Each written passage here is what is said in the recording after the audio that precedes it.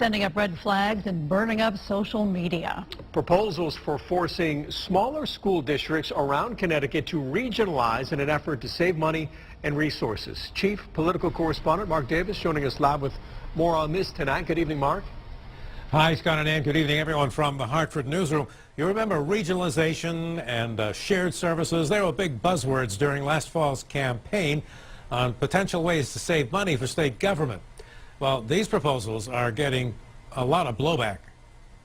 It's touched off a nerve with parents, with teachers, with kids, because the kids all know about it.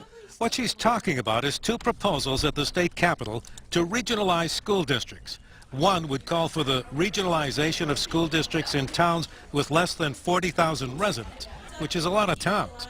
Another calls for regionalization for any town with less than 2,000 students, which is still a lot of towns.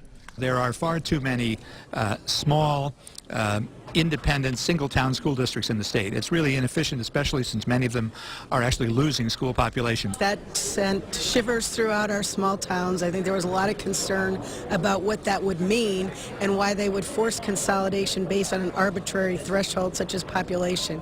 Senator Looney's proposal would create a special commission to consolidate school districts in the same way the probate courts were consolidated a few years ago.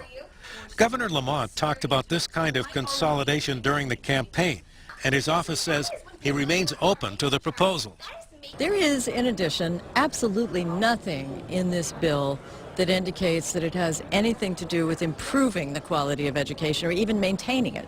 But the co-sponsor of one of these plans says that's really one of the reasons for doing it. Regionalized superintendents, curriculum directors, and other such areas so that we can cut down on the administrative costs and spend more money on programs for children.